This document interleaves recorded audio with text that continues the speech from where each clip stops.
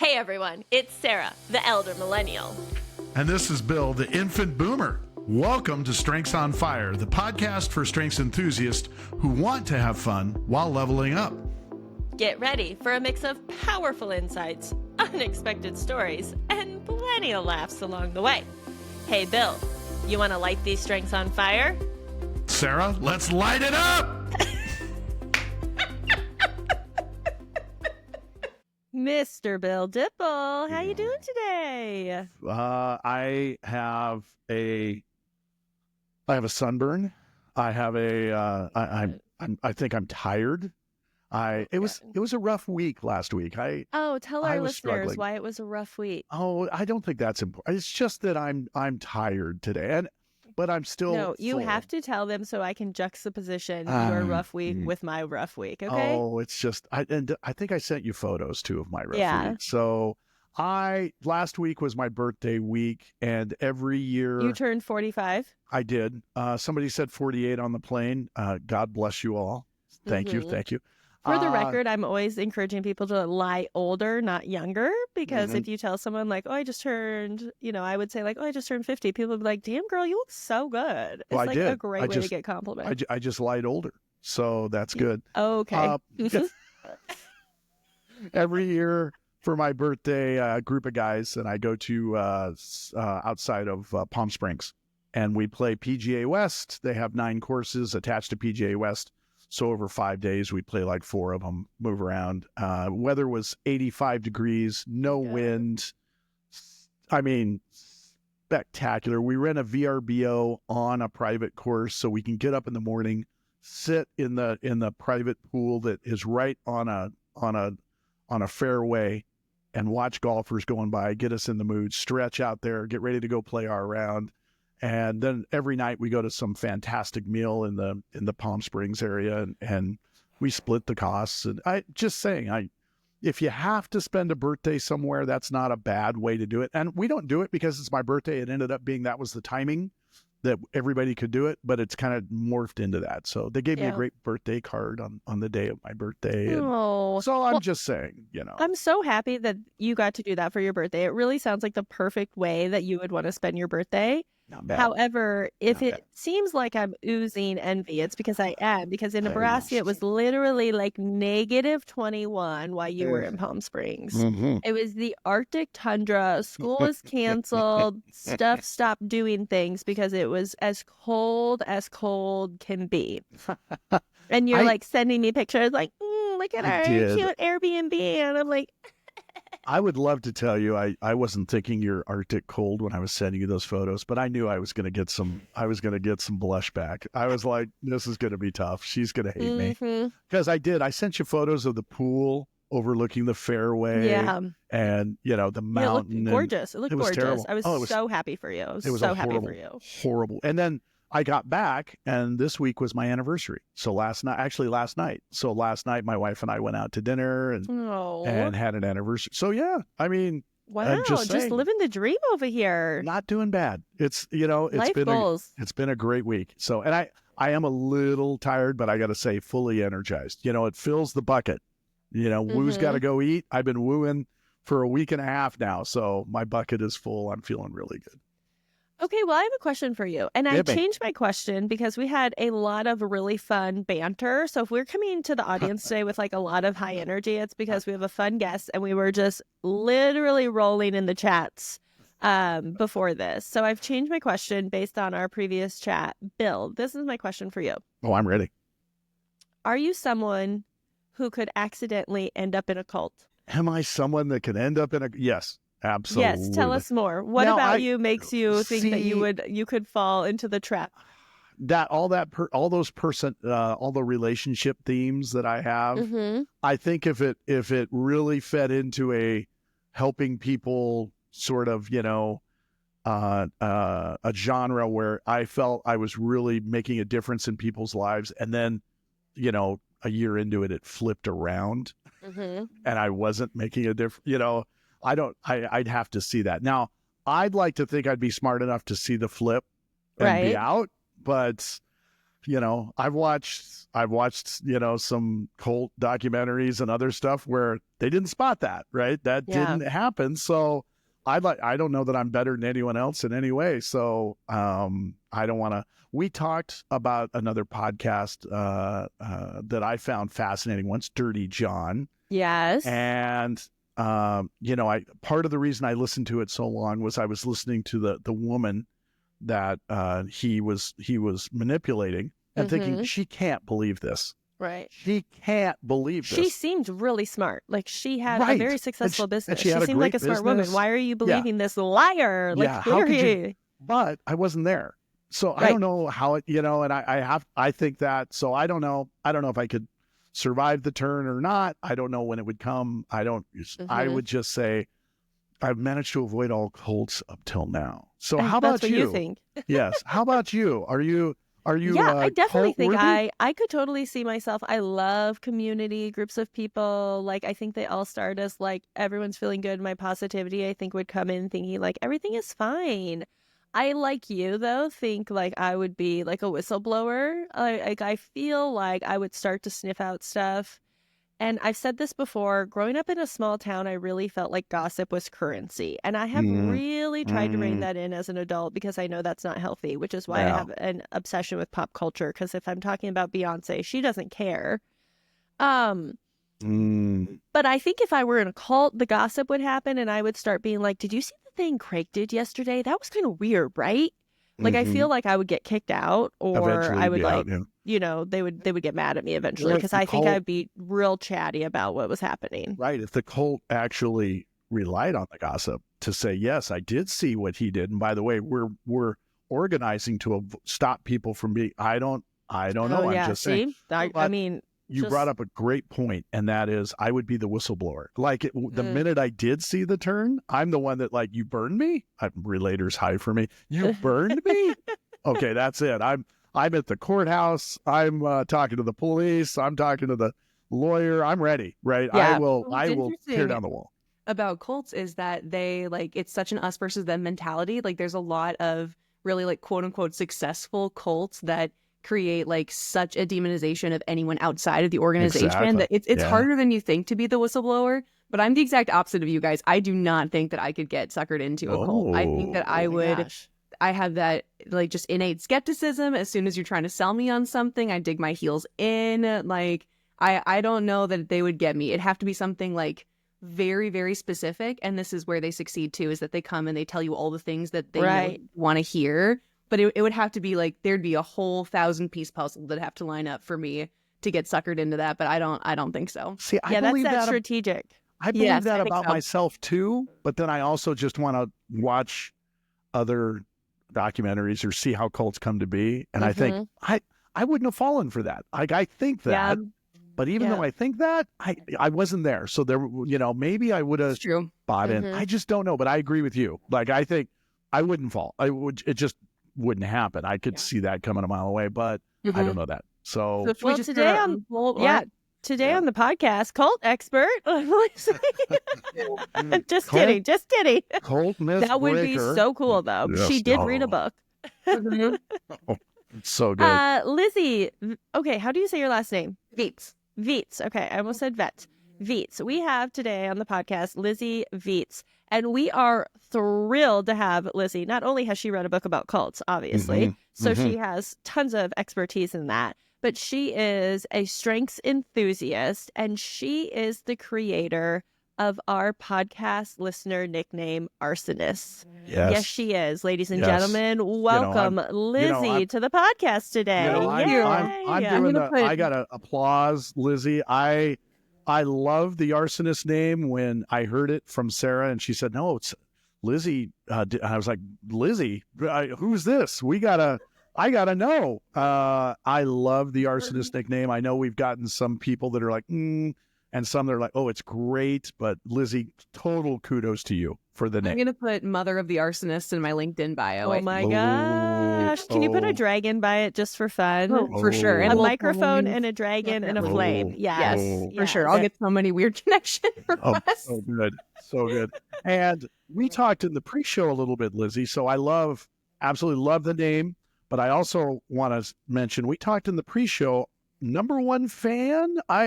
We've had a moment, right? We had another fan that has listened to every episode. We've had him on the show previously. I think rightfully so. You took a little umbrage to number one fan. I want to point that out. So just the tiniest bit. I think. Go ahead, Bill. No, I get it. No, you go. I'm curious.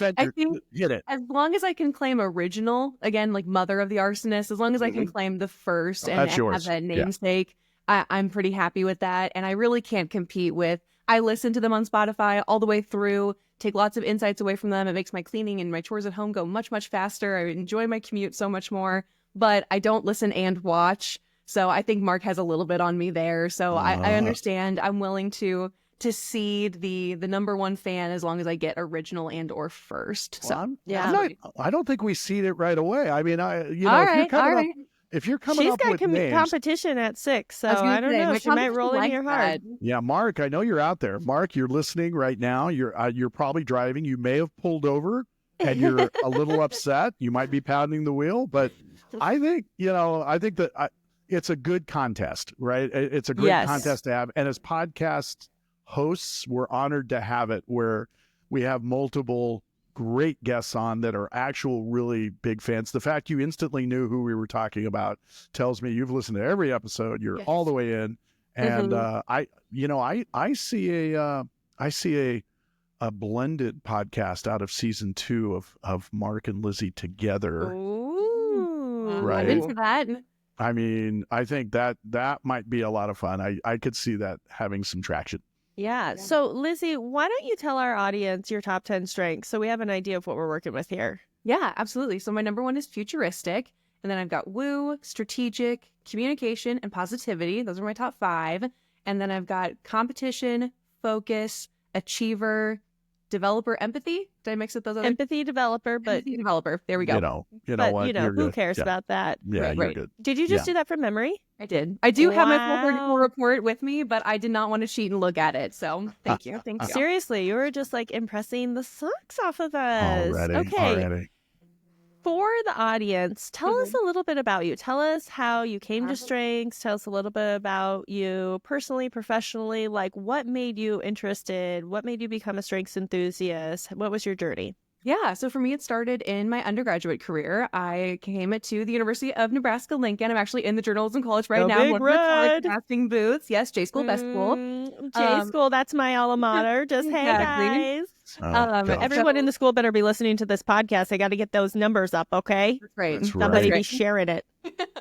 And so I took the assessment for the first time in one of the many internships that I did in my undergraduate career. I was an intern on Liz Van Carlson's team at Emeritus. I was on her marketing communications team. Shout out Liz. Yes, we love Liz. And I kind of committed the deadly sin of the Gallup's test and took it like 3 times in like 5 or 6 years. Which I know you're really not supposed to. But the first time I took it, I was maybe, I don't know, sophomore, junior or so in college. And then I took it again towards the end of my time on Liz's team, which ran all the way until I graduated from college. And then I took it one last time. I'm really calling it the last time here this past March. So it's almost a full year that I've been settled into these strengths in this order. They've shifted a lot. I've never gotten more than my top 5 those past 2 times. And when I took it the first time, that was the first time that I met Sarah at a Nebraska Women's Leadership Network event. And I was just transfixed, as everybody is when they first encounter Sarah. She was amazing. I know. It was incredible. Get past it. You can't get past it from the hair, the energy, the positivity. It's just transfixing. Yeah. And I remember going up to you and just being like, we have like some of the top strengths. I just think you're the coolest ever. I've been a loyal like follower of you on Instagram now for a long time. We've connected at like Rise events since I've moved back to Lincoln and everything. So that was really fun to like see my strengths as like part of like my work at my internship and kind of like learn how to use those. Took it again. I realized the first 2 iterations of my test were very people pleasing. I think I had like woo and relator and harmony in my top 5 at one point. It was a lot. It was very much so, how can I be of service to others? I need everyone to know that myself as a student, like I'm, going to go far, and I need everybody to like me, and I need to make all the connections and all the networking and everything like that. And so I'm really really happy and proud of where my strengths have settled to. Like in this past March, I love that I can really see where my futuristic, where I lead with that. I was kind of surprised by positivity coming in to number 5 because I was like, no. I'm a very realistic person. I'm a very but I think almost every guest that has positivity high that's come on this podcast has said the exact same thing. Yes, which they I have. love. And so I had a very similar experience with that. So really, the long story short, I've just taken it since college and really gotten the chance to workshop on that in a professional setting. When I came back to UNL, that's when I took it about a year ago as a staff member, and used my professional development dollars in that role to get the full 34 report, which I highly recommend. I mean, at least top 10 people. You have to at least go for the top 10. I think it gives you so much more insight than the top 5 as somebody who just uses this in a personal professional sense. I've never been individually coached one-on-one, except for shout out Natalie Becerra. She's a strength coach. Hi, Natalie. We need to have her on as a guest in season 2. Sure. Yes. For sure. She did. She's a great friend of mine. And so she also did help me with a one-on-one coaching session there. But outside of that, I haven't really done it or pursued it individually. It's more been as a part of professional development workshops at my job and things like that. So this podcast has also been a great tool of helping me explore more just on my own. So I just want to make sure, I think I heard 4 shout outs in a 2-minute startup. So positivity, you don't think? Huh. I just want to put my finger on the pulse of that, figure out shout outs, giving people tons of credit, kudos, all over that. Okay. Just checking. Bill, I didn't even clock it. What's so funny about that is that was that's just our job. So normal. That's our job as a coach to go ahead and spot that. So congratulations. Very well done. Yeah. Let's work on your positivity. It seems like you struggle with it, so we'll figure out. Can you hit us with? I know you've taken it multiple times, and you said it changed. What was the big surprise change, or what stayed, what left? I mean, can you hit us with kind of that? I think communication has always been really strong up there. Communication and woo, as I recall, have always been in my top 5 somewhere, which I love. Positivity was new this last time I took it. Like I said, I had relator and harmony really high up there the first and second times that I took it. Discipline snuck in one of those 2 times. I think the second time. Yeah, exactly. That's the face I made too. And I kind of understood that, and that I do routines and structure. But for me now, I see that a lot more in my focus, achiever, strategic combo. That's something that I rely on, to be grounded and make sure that I am getting all my work done and delivering things on time and all of that good stuff. So yeah, discipline I was surprised by. Now I have to cheat and actually look at it. Other than that, yeah, it's really been woo and communication that have stayed. Futuristic, I think, was a 5 at one point and then shot up to number 1. And I think it's honestly my favorite strength. I really love my futuristic, and I don't know if that's just a self-fulfilling prophecy of because it's my number 1. I know how strong of a muscle that is, so I know that I'm always going to use it. Right.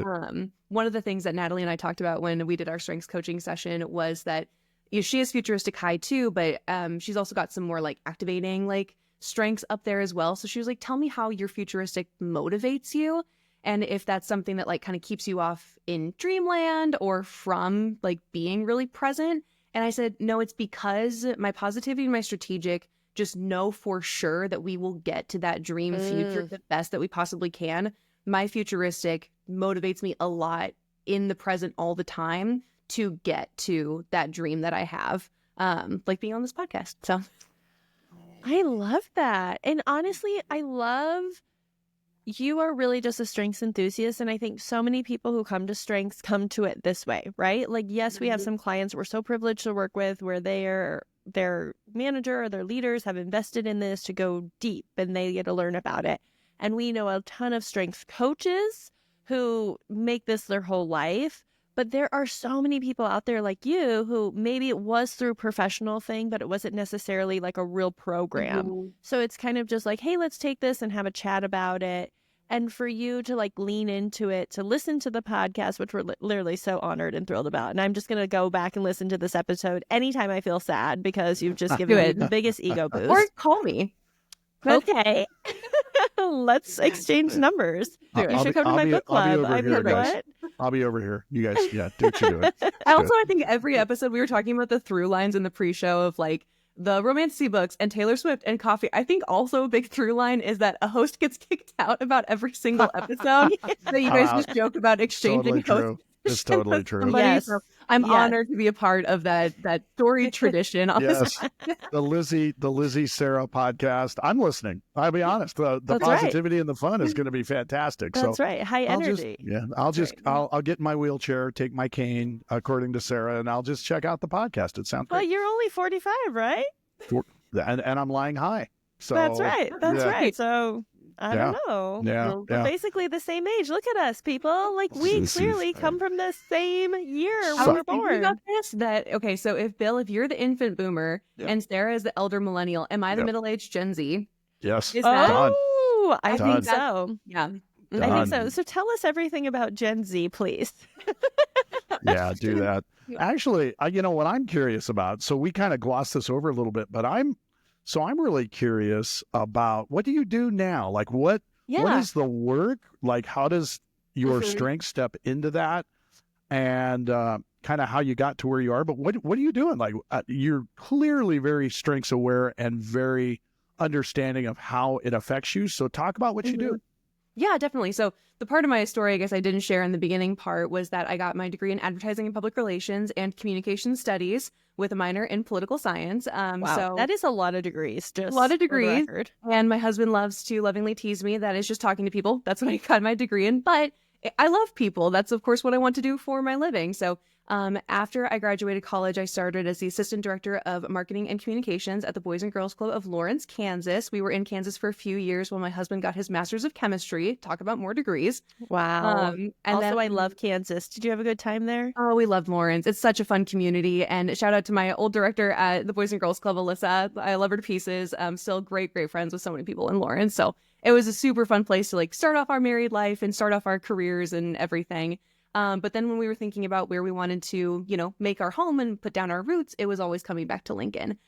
So I started back at the university as the employer and campus relations coordinator for career services. I interned in career services as a student. That was one of my many, many internships that I mentioned in the beginning.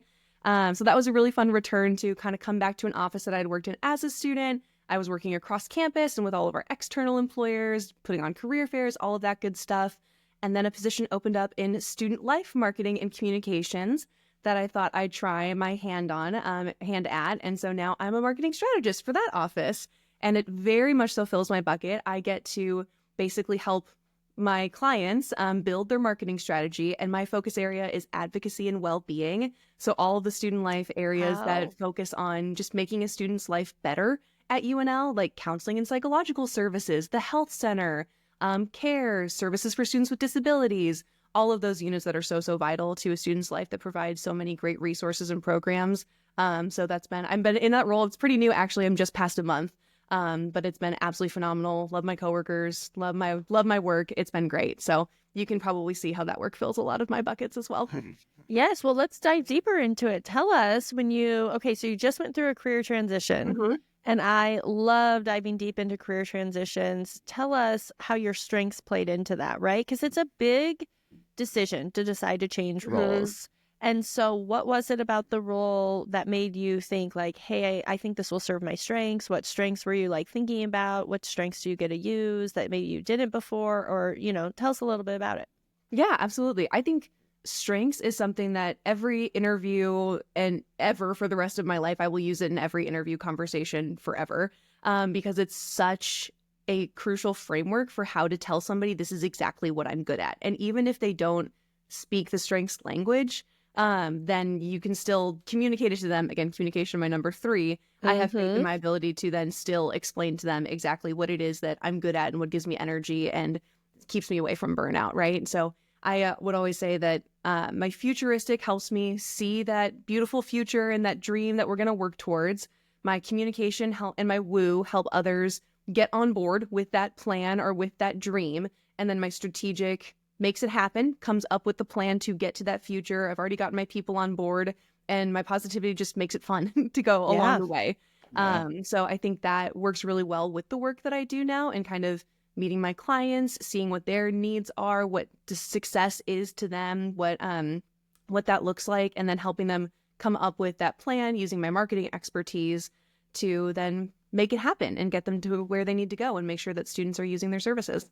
So good. Absolutely. And I have to imagine you're a focus achiever. You just also get shit done. Yes. Yeah. I love it. Which is really vital, right? I mean, I will sort of stand on the soapbox here of I do not think that the corporate world always sees university employees for the greatness that they can unfold, right? Like, That's fair. Coming from higher ed, going into, entrepreneurship, working in corporate, I think sometimes the world at large looks at universities and maybe I'm extrapolating and I'm putting my own feelings into this, but I think they get a bad rap. Like, oh, you work at a university, like, well, and of course there's some of that because there's some of that everywhere. Sure. But I think some of the most dedicated, hardworking, high-achieving professionals I have ever met come from university because you've got limited budget, limited staff, and a lot to do.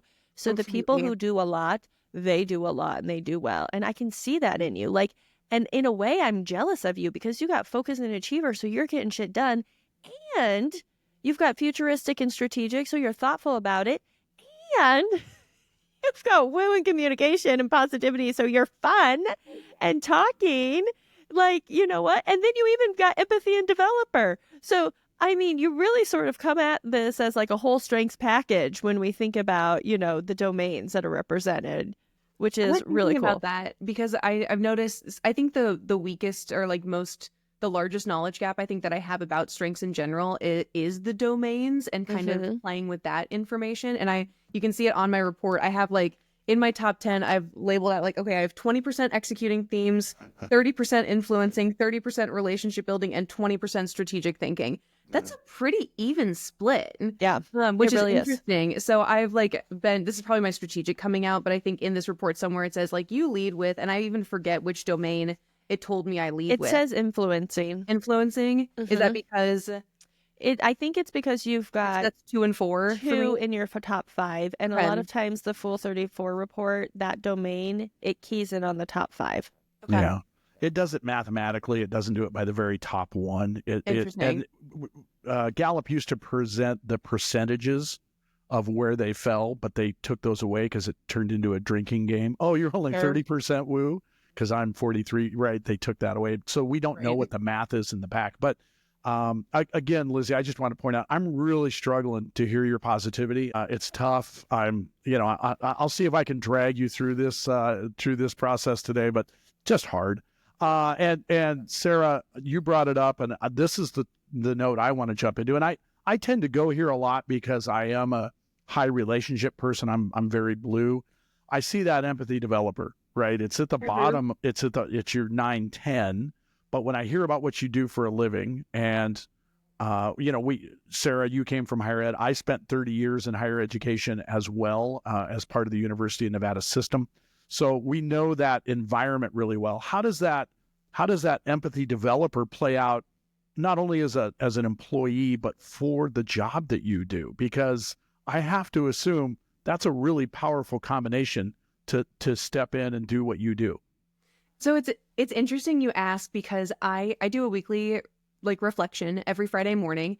And I look at my strengths and I look at where they helped me that week. I look at where they hindered me. I'm obsessed with you. That's amazing. If you're listening to this, you should be doing that. Okay. It's my favorite. Aside from this hour of this week, it's my favorite hour of the week because I just sit down with my coffee and I get to think about what I did that I loved and what I was where did I spend my time this week that could have gone better? I look at what was one success I'm really proud of, and that my achiever really likes that because I think when I'm very flattered you think of me as a high achieving person. I like to think of myself as a high achieving person as well. And I think when those strengths are innate to you, it's harder to pause and actually be proud of the things that you have done. So my positivity and my achiever really like that, of being able to actually sit down, carve out the time, think about what I've done. And it's rare that in that weekly reflection, I bring up empathy and developer. And I wonder if that's because they're those strong enough muscles, that metaphor that you use a lot, Sarah, of, that I just don't even notice when I'm using them so much. Right. But I have heard that they're the coaching strengths. So maybe that just means that I really am going to be one of you when I grow up, basically. I think it's been difficult to employ them in the first month in my time at this job, because I'm learning so much right now. I'm learning I was at the university for about a year before transitioning into this role, but it's a whole different side of campus. It's not career services, it's student life. And so learning what options are even available to me to give to my clients. Where can digital signs go? Where can posters go? What is success to you? Is it, people through the door at Campus Rec, or is it how long they're staying there and how many classes they come to? Are we selling group fitness passes? Just things like that. So I think it's been harder for me to slow down. I don't necessarily feel that I can develop quite yet because I'm doing so much learning and focus and strategic and all of that good stuff. And I do not have learner very high. I used to have very bad learner strengths envy, but that's been fixed through this podcast because I've realized that there's that recipe analogy too of those show up in different amounts and different things. There might be different ways to make the same dish, basically. So there are ways that I get that learner and input still. So I think my empathy and developer are a little hungry right now. And I think that I'm not as practiced in identifying where they come out, but maybe you can tell me from, I know you're having a hard time identifying my positivity. But maybe you can tell me where you've seen those. I don't know. Well, I mean, look at the job you stepped into. You want to develop people. And by the way, just listening to your breakdown of, when we lived there and starting our married life, think of the people that we worked in and how that helped us step into where we are. You want to talk developer. You're again, my joke about the shout outs in the early on, I'm developing, I'm working towards that. And now student life, I've never worked with a good student person that was involved in student life that didn't have some level of a lot of blue and almost inevitably developer and it's very high for me. So I get to spot it, right? As I'm watching you say this and talk about it, I'm really enthralled by just hearing all of the references to, I made this and I want this and I'm making it the best I can for me. Sometimes developer is inward. So every week I'm taking a moment to reflect and talk about how I did, what I did that was really good, and maybe how next week I could step in and do that a little better. Just the fact that you're mentioning us as your favorite hour, that alone means you're developing us and moving into that and empathizing with the listeners around how much you love this experience. And we know that. We talked in the pre-show. I fell in love with you about 30 seconds in after I told you I hated you for calling arsonists and we had to defend it. And then you won me over immediately. And so just hearing that developer, but also it's so wrapped in you for positivity. And it's so wrapped in you in the empathy. Yeah. And that woo of just, you have that genuineness about that component that's so good. And you brought this up with positivity and you've heard it in the other shows. For my coaching practice, Gretchen Kelly Beach is the one that I respond to the most when I say this, which is, I don't think I'm that positive. I just feel I'm living the life and this is how everybody, and then when you see it through the lens of other people's eyes, how quickly, oh man, I am positive, right? Or if we can get you to see it and understand it better and just have other people that you really bond with and trust with tell you, what? You don't think you're positive, and have that moment. That's where it opens up for you. How does that resonate for you? Does that feel developer positivity? Do you see that in that? I think so, because I think you're right. I think I normally attribute those things about myself to the positivity and to the woo. I think of those as being my, it's got to be fun and it's got to be with people. But I was thinking about, actually, I'm a part of the mentor program here at UNL. So I was paired with a mentor at the beginning of the fall semester. A developer's in the mentor program. Right. So again, another shout out, my mentor, Dan Duncan. He's the retired director of Nebraska Innovation Campus. He's absolutely phenomenal. He helped me through the process of the job transition and everything. And now I'm talking about okay, I'm, kind of struggling with how to write goals. My performance review will be in the spring and summer and everything. I want to be on top of that, making sure I have goals written out that give me kind of a framework for knowing that I'm doing a good job at what I am in fact doing. And I was thinking, the thing that I was coming up with was building strong relationships with my clients. And I was like, well, that seems stupid to write down. Of course I'm going to do that. It's again, that innate thing of, well, that's obvious. That's not a real goal. And he helped me with this great framework of, and it's actually something that my boss, also named Dan, came up with was, there's probably an 80% likelihood that we're going to achieve this goal. And that's great. And that's still worth writing down. there's probably a 50% likelihood that we're going to achieve this goal. And that's great. We're going to write that down. And there's probably only a 20% chance that we're going to achieve this next one. That's going to be more of a stretch one. But all of these are worth working towards and writing down and, having a framework for how we're going to achieve that. And I think that really helps me. I have like my own personal goals and things like that. I want, steps a day and water and all of that good stuff. And there are times that like I don't meet them and I'm like, I have to change the goal so that I can check off the box to make sure that I've actually like achieved it and done it. And it's like, actually, if you try for here and you only get, 80% of the way there, that's still better than 40%. Nobody died, Right.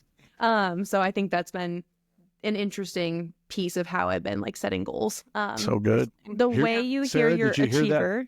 Did you hear that achiever? I was just going to say that checking the box, right? Mhm. Sarah, go. But you can also hear, I think, the futuristic with like the intenseness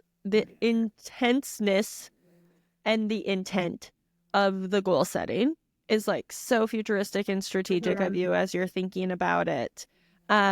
Which is just so funny. You can like hear them oozing out of you as you're like saying that story.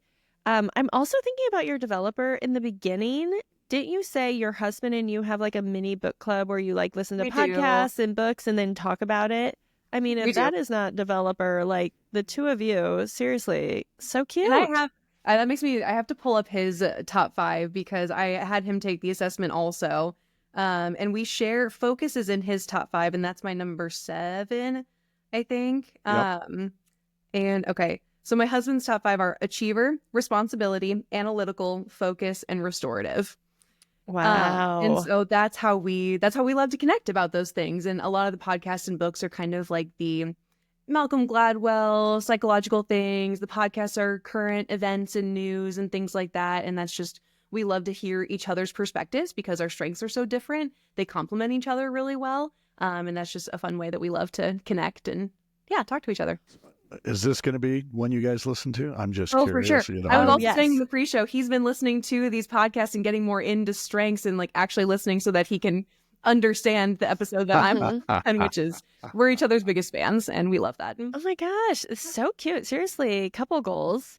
Okay, let's unpack empathy a little bit. So I tend to describe empathy as people with high empathy as a strength have their chest cavity kind of cracked open, and they are instinctively, without even trying, kind of absorbing the thoughts and feelings of those around them. I always say it's like a sixth sense. I think it's the most mystical of all the strengths. Like, how does it work? It's magic. Because it's such a great relationship builder tool. It just allows people to be so in tune with others around them, which is great for developing relationships. Also can be a little dangerous. And yes, I know dangerous is a big word, but I use it with a big D because if you are too open to that and you don't have up boundaries and barriers, you're letting any Joe Schmo with their emotions just boom, bombard you. And that can be heavy and it can be a lot.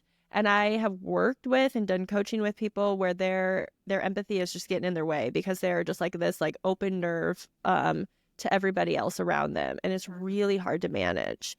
And then, of course, we work with people who have a better kind of hold on it and can kind of like flex it when they need to and kind of lean on some other things so they're not so susceptible to those inner feelings.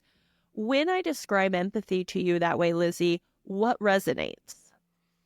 Yeah, I think it's I love what you said about the like any old Joe Schmo like can come and like, kind of take over your emotions for you almost. And you'll notice like when I talked about my professional background, I started in nonprofits and I'm not in a nonprofit anymore. Working at the Boys and Girls Club was, fantastic. I loved telling the story of our youth. It was amazing. And I'm kind of glad that the decision to leave that came from moving back to Lincoln because it had to be something that big to take me away from that work.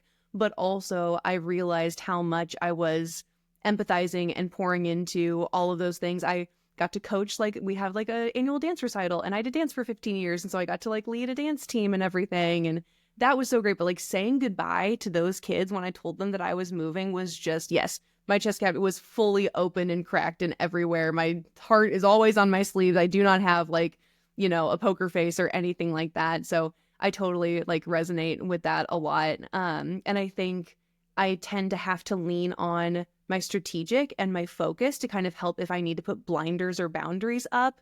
those strengths really help me, and like using those muscles really works well for me, because it's like, okay, this is not my job. Like, this is what I need to do is focus in on what I am responsible for and everything, and not, think that I can save everything. I still don't let myself volunteer at animal shelters because I would not be able to handle it. That is a rule that started in high school. My mother was not going to let me volunteer at the local rescue league. She's like, we do not have the space for the 30,000 dogs you're going to want to adopt to get them out of there. So I still don't let myself do that. But pretty much all of it, I guess. Yeah. Smart. Well, can we step away from the relationship domain for just a second, because you touched on this, and I was thinking this when you were hitting on all the other things that you're doing and where you go. Your focus, right, is there. And I want to touch on focus for a second, because it would seem to listeners, if you're listening to this episode, you tend to be very energetic and go and keep moving, and I'm going to check the box and do those things. So that might not instantly lead you to the thought of focus, right? Where they tend to think, oh, well, that's a lack of focus. And that's not true.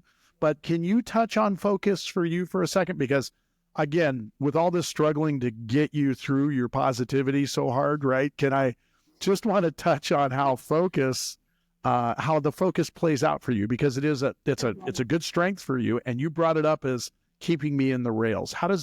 When that plays out for you, what's it look like? Yeah, I think focus, achiever, and strategic for me are all very grounding strengths. And focus, like I said, I hadn't gotten the full 34 or even the 10 report before this one that I had last March. So it was new for me to see 6 through 10 through 34.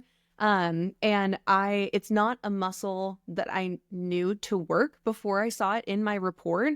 But for me, I know people on the podcast before have said, it's putting literal focus time on my calendar, or it's my achiever really plays nicely with it when I put a block on my calendar that says, okay, for this hour, I'm going to focus on what the work that I need to do for this client, or, this is my answering emails time. I actually came up with a system of, I check my email twice a day.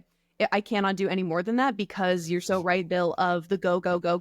And I've broken that a little bit in starting the new job, because I want to be like as responsive as possible to people and help with that relationship building.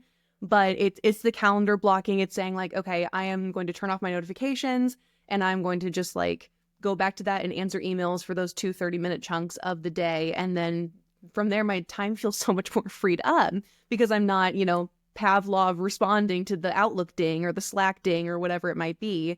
I'm actually being much more intentional about what I do. And that way I'm not, half-assing a million things. I'm whole-assing one thing at a time, So, yeah. Yeah. Great thought of focus. All right. Absolutely. I'm going to take the distraction away. I am going to focus on what I know I need to do. And I hear you wavering a little bit, right? And when I hear that, you had asked empathy and developer, like, can you coach for me for a second how that plays out for me? Well, the reality is you just did it, right? And it's so great, so rewarding from a coaching point of view that you get to do it for yourself. We just kind of lead you there. And that is your empathy and developer listening to that ding and thinking, I don't want to let someone down. Somebody needs something. I have to be there right now. But the focus is telling you, no, it's all right. I'll be there in 45 minutes. I have my set time, and that little battle plays out. So grateful you brought it up in the way you did, right? I have the rail, but man, it's hard. Sometimes it's really hard, but it is a muscle that you can tune. It is a muscle that you can rely on when you hear the ding and say, my focus tells me don't touch that. Don't read the top of it just to see if it's an emergency, because I know what's going to happen. I'm going to take home 5 puppies today. So I'm out, right? I do that. So really, really good use on the focus side. And I'm sorry, Sarah, did I cut you off on something? No, you didn't. I actually just had a total different thought, and I was like, am I going to say this out loud and just take us in potentially a different direction? No. But no, we know Sarah can go. This could be. I know. I just go totally rogue. Go, Sarah. I feel like when you talk, especially because you've been through this career transition recently, and the way you talk about this, and I was just thinking about how you were saying like, the empathy developer want to respond to the dings, but the focus says, hey, we've got some guardrails up, right? And so doing this, it sounds like you have a really good grasp on your values. And just the way you talk about goals and the Friday thing, do you feel like you're a person who is knowingly working toward those values, or not? It's interesting you say that because my belief is 31, you know? And so I would say that for a long time, since I was in my early undergrad and probably even before that, I love a professional development assessment. I've always loved that. Or a personality assessment. Yes. Love Myers-Briggs. I've done Courtney Lockridge's Enneagram coaching group. Shout Love out Courtney. Another shout out. That was so much fun. And what are you on the Enneagram? A 3-wing Of course you are. Oh my God. I was going to say she's such a 3. Hello. Of course, the wing 2 for sure. Yeah. You are too, right? Yes, of course. Yeah. How are people going to tell us apart? I'll still be over here. I'm over here. That's okay. So I think I just always loved a professional development assessment. You know, I'm a Libra, like just like Natalie and everything. So I think all of those have always been very fun for me. That wasn't your actual question, though, was it? No, it was about values, but yeah. It was about values. Okay. I think that because I've put a lot of time into understanding, like, who I am personally and professionally, and I've spent a lot of time with all of those assessments, and I think of all of them, as a side note, like, of course, Clifton Strengths is the best one because it's... Ding, ding, ding. Yes, definitely. There's nobody else like you in the world. It accounts for all of our individual idiosyncrasies and all the things. Like, that's just the quick little commercial for Clifton Strengths being the best one of all. Gallup, you could pay us. I never thought of them. They should sponsor this podcast. Hello. That'd be great. Yeah, right? Come on. So I think that's... Adaptability is also not super high for me at 26. But I think my strengths lend myself well to being kind of a chameleon in what situations I need to be in. And that's a little bit of when Woo was working a little bit too hard. You know, you don't want to be just like the slimy person. You don't want to be the cult leader telling everybody exactly what they want to hear to call back to the beginning of the episode. But I think I've done a good job of understanding when things need to be in the front seat and when things need to take a backseat. So I know that like being authentic and like true to myself is very important to me. Building trust with people is deeply important to me. And that's why I rely so much on those grounding strengths of focus, achiever, and strategic I'm not just wooing someone in a client meeting. Like, I'm going to get the things done that I tell you we're going to do for you. That will happen, and it will happen on time. That's not just me like grandstanding to you. So I would say so, but I think I also have good room for if they need to change, if they need to shift, they need to change and shift. And that doesn't mean that I'm being inauthentic. It means that I'm being authentic to whoever I need to be at that time, at that chapter in my life, because you are your longest relationship. And I think that means loving every version and iteration of yourself. I think it's possible that, you know, my strengths could change or shift. I don't know that I'm eager to take the test again necessarily, but I think that there are still life phases ahead of me where I'll need to work those different muscles and use those different strengths in different ways. And that does not mean that you are inauthentic to yourself. I think it means that you are actually the most authentic version of yourself you can be if you're doing that. Absolutely. And it makes me go back to the career development process, which I've mentioned a few times on the pod, right? Like the very first step is explore self. Yep. So often skipped by people and they just go straight to explore careers. And the thing is, it's secular because, is that the way you say that word? Cyclical? Cyclical? I just sometimes make up words and then no one corrects me. It's either cyclical or circular. There we go. Yeah, I just combined those two words. Whatever. Yeah. I loved it. You guys get what I mean. It goes in a circle. I was over and so because we change, right? Exactly what you're saying. Like we do evolve. And so it's like the philosophy is that your strengths, the talents, that you have certain talents that you are born with. But your interests, your skills, and your values will evolve over time. Of course they will. Your life is changing. Like you're a person, you're fluid, like a little stream, and you're picking up things along the way. And so that's why it goes back to, okay, you've been performing a job. Now you go back to explore self. And so I love what you said about you are your longest relationship you'll ever have. And like being in tune and knowing yourself, how powerful that is. And it will set you and all the people you love up for success when you can really kind of key in on who are you and how do you get the best out of you. And ultimately, that's why we say this is the best assessment, because that's what it lets us do. And it will always be my bid for Miss America of like, this is how we fix the world. This is how we get, because if every person is living the best version of themselves, there will be so much less hate and violence and crime and nastiness because you wouldn't need to do that. Yep. I'm right on that soapbox with you for sure. And I think that's why I try to speak with a lot of like love and gratitude for the iteration of myself that took the test when it gave me very like, hey, I think you might be a big time people pleaser, because that was, you know, to some extent necessary for that chapter of my life. I was networking, I was getting internships, I was learning things, I was meeting people. And in a lot of ways that helped me a lot. Like Liz is the one who sent me job listings for Lincoln, you know, when she was like, hey, have you ever thought about moving back? This job is open. I think you'd be great for it. And that one didn't necessarily end up being the right fit, but like having maintained those connections made our transition back to Lincoln that much easier and that much more fun, honestly. Yeah. So yeah, I totally agree. Well, Lizzie, you mentioned through lines earlier on, and you just witnessed another one. We call it SSM, or Sarah's Soapbox Moment. Oh, yes. So congratulations jumping in on that one. I think that's the first time you've acronymed it, though. Nice. Well, I like that, though. Yeah, it's a good one. This moment brought to you by who's sponsoring us today? I mean, Gallup. we've had all sorts. So Gallup. Sponsored by Gallup. Like, I don't think we can say to that. be fair, we're the ones paying Gallup, okay? That's fair. They're not paying us. If they we just are read our paying bill them. off, that would Every be time fine. I give an I mean, assessment, that'd be money in great. their pocket. Okay, so Lizzie, we've heard all this great stuff about what you do really well. We've hit on empathy and developer and how that relationship hits, how you use focus as a rail component sometimes, how you really know the muscle of futuristic, how you know the woo and how it comes in. All of those are really powerful for you. You're flexing those muscles. You feel good about them because you're our number 1.5. Mother of the Arsonists. Mother of the Arsonist fan. You know what this question is. So tell me about a dumpster fire. When do you think a strength gets in your way? Something that kind of changed the way that I think about this was one of the more recent episodes where I forget who, I think it was Micah maybe, said that it hurts more when you fail at something you're supposed to be good at. Mm-hmm. And I was like, oh, that was just like, okay, let's take the knife out of the chest there. That was a lot.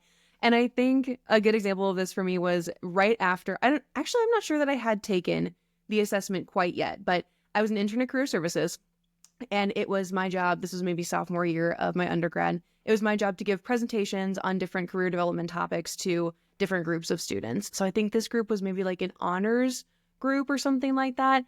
And I was just like preparing for my stand-up special when I was putting this like PowerPoint together. I was putting in GIFs from like my favorite shows that like they didn't care about. And I think they were freshmen. So we weren't that like different in age necessarily, but there was just, I was trying so hard. I was like, I have to craft this presentation from a point of being the funniest and most likable person around.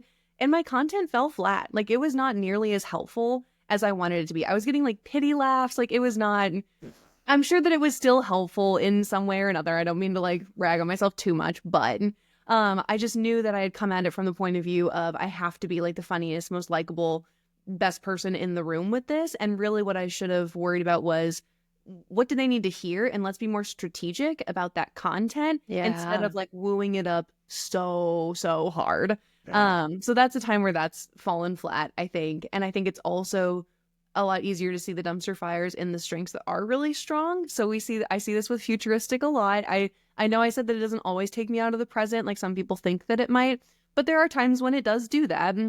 So my husband and I bought our first house about actually exactly a year ago. It was February 13th is our house anniversary. And so we've been doing all kinds of renovation projects to like bring it into this century. Basically, it's very stuck in the 90s. And my husband is phenomenal at that. He's just Bob the Builder. He gets so much energy from that. You heard the restorative, his number 5. He loves fixing a problem. And there are times when I look around and I just start dreaming about what could be there. You know, I'm like, oh, wouldn't it be amazing if we could do X, Y, and Z with this room or blah, blah, blah. And he takes me so seriously. He's like, well, we need this really expensive tool and I don't know about that. Or, well, you know, I'm still working on this part of this room or whatever. And he's like, no, I'm dreaming. It's fine. So we've gotten into like, you know, just had discussions about like, do you actually mean that? Like, do you really want that to happen? And I was like, yes, I really want the library with the rolling bookshelf or the rolling ladder. Yes. Like, yes. And we are doing that, by the way. I'm very excited about it. But we've come up with a system of like, hey, if I have an idea, I'm going to follow up with a percentage of how real I'm actually being about that. Yeah. It's like, hey, could we do that? I'm 40% serious right now, you know, or something like that. Yes. Because he leads with Achiever. He'll, you know, get something done. And then he's like, okay, we're doing the bathroom next. What's the plan for that? And restorative is like, okay, let's do it. How do we fix it? This is exactly. Yeah. And so I'm like, but I haven't thought about what I want to do for bathroom design yet or whatever. So then we come up with a system of like, okay, this is when I think I'm going to be done with this project. I would love your input for design about this because I can help with like the actual projects and things like that.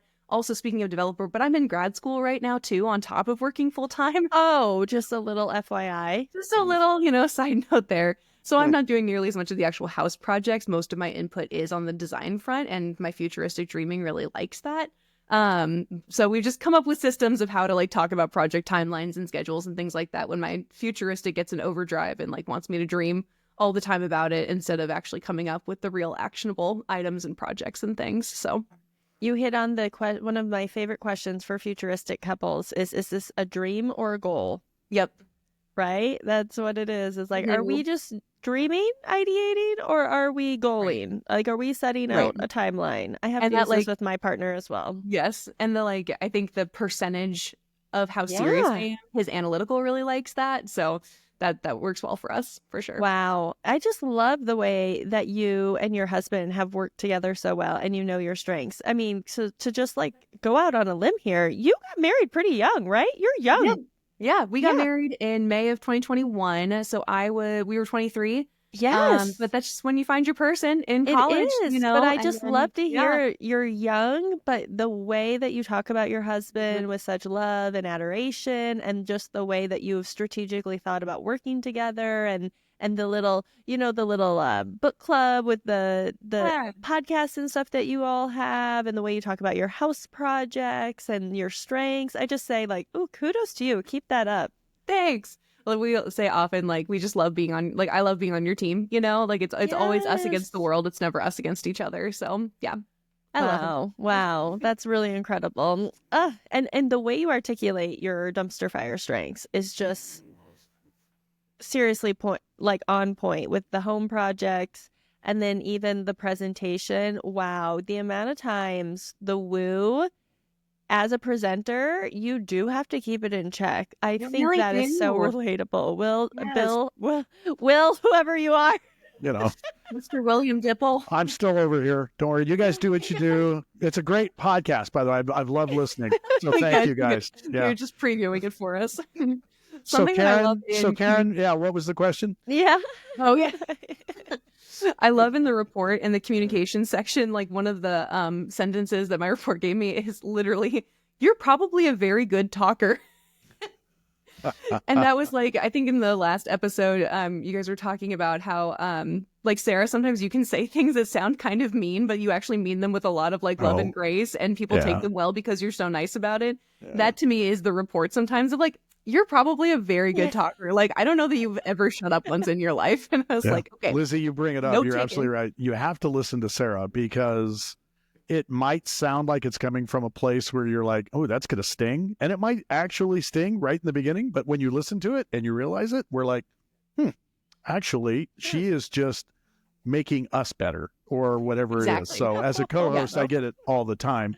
I brought up a possibility of something we were doing in the pre-show, and she was like, no, nobody's going to want to listen to that. And it wasn't even let me think about it for a second. It was, nobody's going to listen to that. And I went, okay, so let me just, and you got to get used to Sarah. Sorry about that, everyone. I apologize in advance. How do you do that with woo so high? Because I feel like I have I would be worried about like the delivery of that. I think it's my activator, which I always say my activator is my dumpster fire, because activator communication, I say things as I think them. Sure. And that's what gets me into trouble. Yeah. Are you an audio processor too? Yes. Okay. Yeah.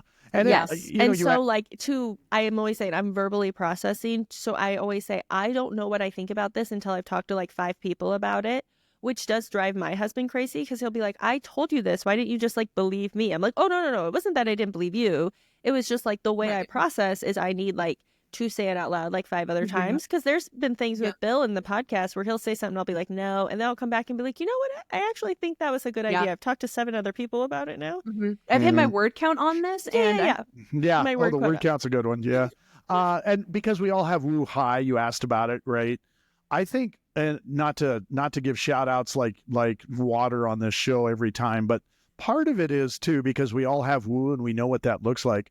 kudos to Sarah sometimes, because early on when we were together and doing some of this and we were going over show ideas, she would see it would wound me. Like she would say something and we would be talking and I'd be like, well, but, and she'd be like, look, I'm not saying no. I'm just saying she would, and I think indicative for strengths aware people is knowing the value, and especially high relationship people, as Sarah and I are, knowing the empathy and the feelings around other people and now I let her off the hook and she lets me off the hook on certain things. She talked about doing something for an event we have coming up.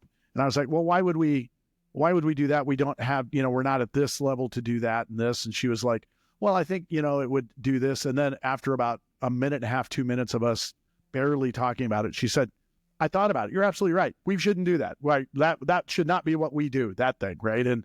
And so it does fly in the face of woos, especially with empathy, right? And developer. I do feel that sometimes, but then because of our relationship and I have to foster that relationship. And then Sarah also identifies it. And there are moments I throw something at Sarah and I know she goes, right. And I know her woo gets a little fluffled and then I have to step into it. But this is true for my wife, right? Sometimes I overwoo the wife or the things we're doing. So thanks for bringing it up, but it does happen, right? It's going to happen where Jim Collison loves saying where two people exist, conflict will happen. Mm-hmm. And that's, inevitably that will happen. We just had to learn that we're not actually shooting at each other. We're making each other better. And I think that's the step in for that. Just like you said with your husband. Yeah, my organizational communication class for grad school this semester would agree with you a lot. We're talking about conflict resolution right now. And so, yeah. Can you teach me some things? Sure. I'll lend you my textbook. Why not? Lizzie, I might need it. Can you please teach her some things? Please. Yeah, I'm a very good talker. So my presentations have gotten better since my undergraduate degree. So I do think that this is neither here nor there for the podcast, but if you believe in God or a higher power, the world wants me to know about conflict resolution. I'm having some personal conflict in my life.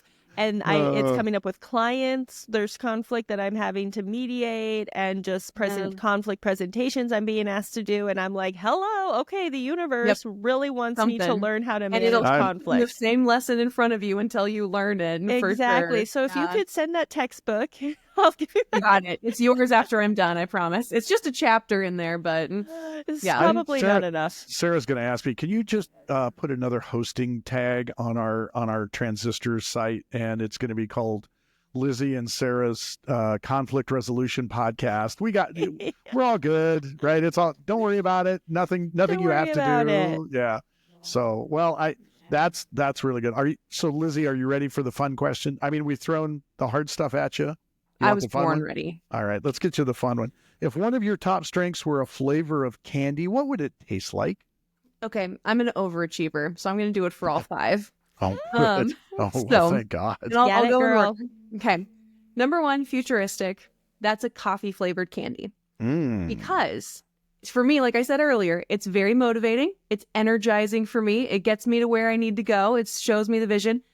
But sometimes you get coffee breath, and that's not everybody's jam. Oh my gosh, this is so good. Yeah, that's not for everybody. But for me, it's that motivation, the energizing. That's what it does for me. Got it. My woo, strawberry flavored. That is a crowd pleaser. She gets along. Everybody loves it. Everyone loves strawberry. You can do lots of different combinations. Crowd pleasing, woo, strawberry. Strategic is dark chocolate because chocolate is good. Milk chocolate is fine.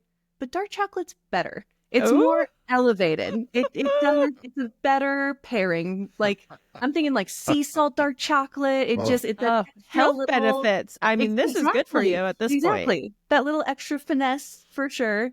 Okay, communication is vanilla because it's present in everything. It's always there, but when it is done very, very well, you can tell and it sings. It's so beautiful when something so simple is done so well, and it's so underappreciated. Yeah, my favorite flavor. So thank you for that. It's very good, and everybody needs it. It's again kind of a crowd pleaser like woo, but yes, things when it's done well for sure. Yeah.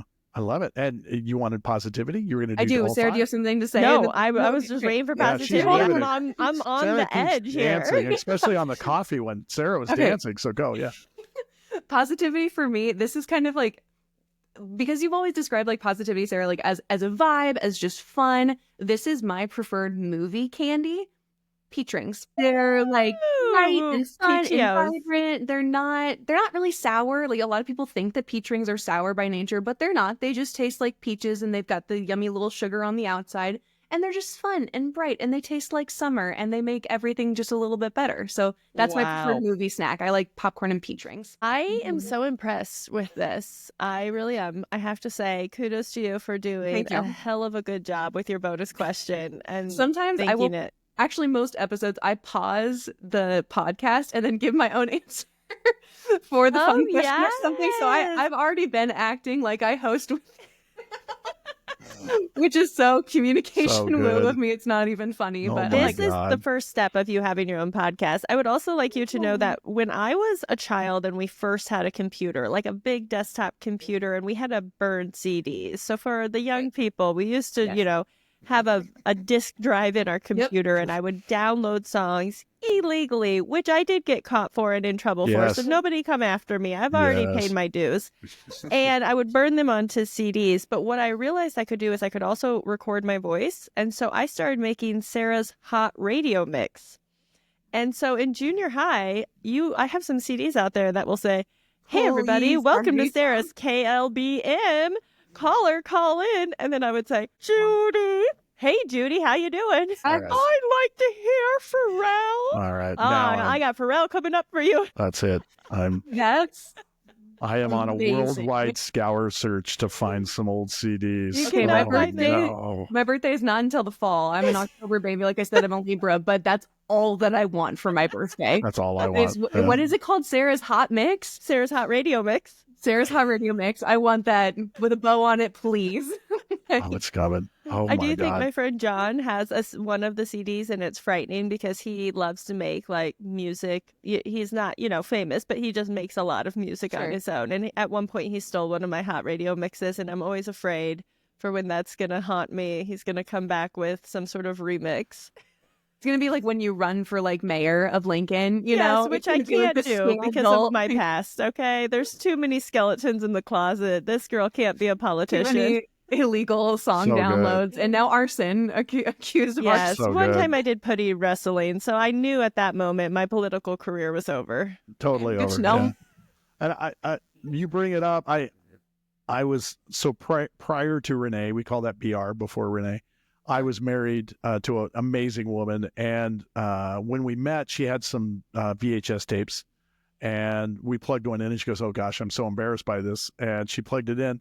She was a VJ at a not on MTV, but at a Lake Tahoe late night, broadcast TV thing, and it was just her, no production. It was just, and then she'd move the slider, and the video would come up, and then so it was just her doing it. And in the opening segment, she was explaining that Sade's name, everybody says Sadie, but this is the video by Sade.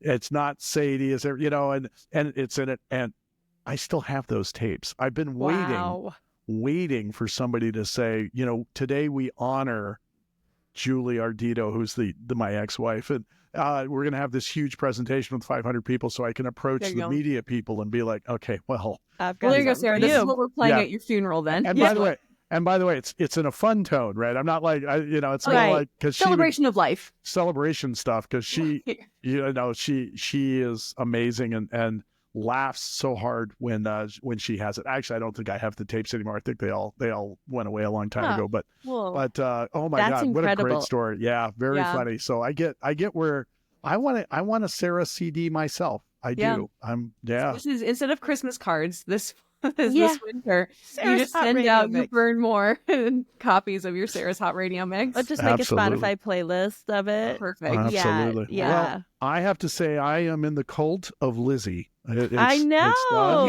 It's funny that you mentioned that, because I had one of my best friends as an icebreaker ask, we have a group chat with her husband and me and friends and everybody. And the question was, if you were evil, what would your job be? And so it's like what you're already good at, but use the powers for evil. And we agreed that I would run an MLM or a cult.